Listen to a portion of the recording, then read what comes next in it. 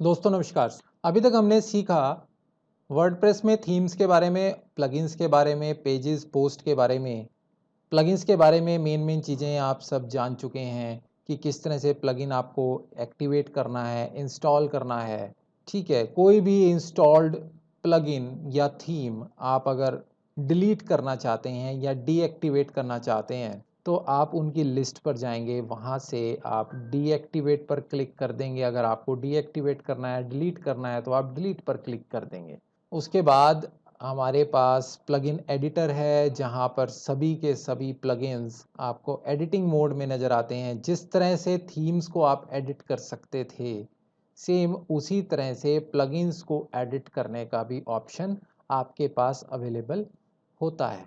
कुछ उसी तरह का ही डिक्लेरेशन यहाँ पर रहता है, आप उसको आई अंडरस्टैंड करते हैं तो ये प्लगइन्स की मेन फाइल्स आपके सामने खुल जाती हैं, जिसको आप एडिट कर सकते हैं। राइट साइड में आपके पास ये ड्रॉप डाउन मेन्यू है, जहाँ पर आपके पास सभी प्लगइन्स की लिस्ट आती है। इनमें से आप किसी भी प्लगइन को एडिट कर सकते हैं। आपको सिंपली यहाँ से प्लगइन सेलेक्ट करना है और उसके बाद आप प्लगइन के एडिटिंग पेज पर चले जाते हैं। एक प्लगइन में जितने भी फाइल्स हैं और जितने भी फोल्डर्स हैं वो सब आपको राइट साइड में दिखते हैं।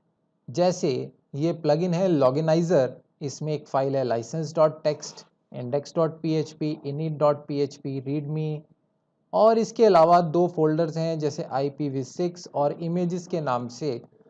इन फोल्डर्स को आप एक्सेस कर सकते हैं।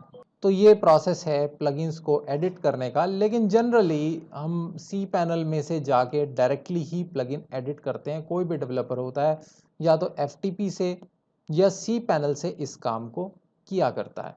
तो दोस्तों ये था प्लगइन्स। आगे बढ़ते हैं, बात करते हैं यूज़र्स की। यूज़र्स से रिलेटेड मैं आपको एक बहुत अच्छा प्लगइन भी बताऊंगा। पहले हम यूज़र को डिस्कस कर लेते हैं, फिर यूज़र से रिलेटेड एक बेहतरीन प्लगइन है वो हम डिस्कस करेंगे। यूज़र्स में आप आ जाएं और ऑल यूज़र्स पर जाएं।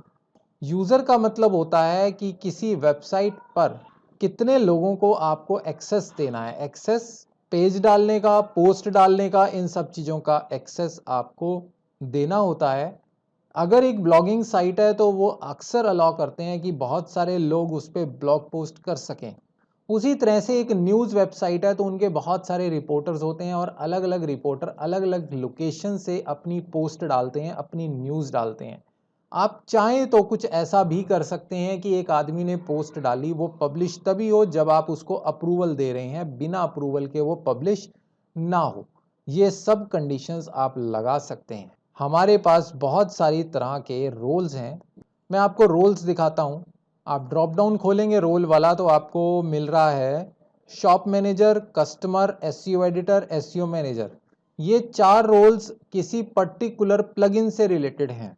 जो वर्डप्रेस के डिफ़ॉल्ट रोल्स हैं हम उनकी बात करते हैं सिर्फ। नीचे के 5 वर्डप्रेस के डिफ़ॉल्ट रोल्स हैं। एडमिनिस्ट्रेटर वो पर्सन होता है जो कि मालिक होता है वेबसाइट का, सबसे ऊपर एडमिनिस्ट्रेटर। उसके बाद एडिटर। एडिटर को वर्डप्रेस की सेटिंग्स का एक्सेस नहीं होता, वो पेजेस और पोस्ट्स को एडिट कर सकता है, नए पेजेस डाल सकता है, नई पोस्ट डाल सकता है, लेकिन थीम्स और प्लगइन्स के साथ छेड़छाड़ नहीं कर सकता है। ऑथर को सिर्फ और सिर्फ पोस्ट का एक्सेस रहता है, वो पोस्ट डाल सकता है। कंट्रीब्यूटर सिर्फ पोस्ट डाल सकता है लेकिन पब्लिश नहीं कर सकता। यानी कंट्रीब्यूटर अगर कोई पोस्ट डालता है तो उसकी पोस्ट एज अ ड्राफ्ट आपके आल पोस्ट वाले मेन्यू में पड़ी रहती है जब तक एडमिनिस्ट्रेटर उसको अप्रूव ना कर दे।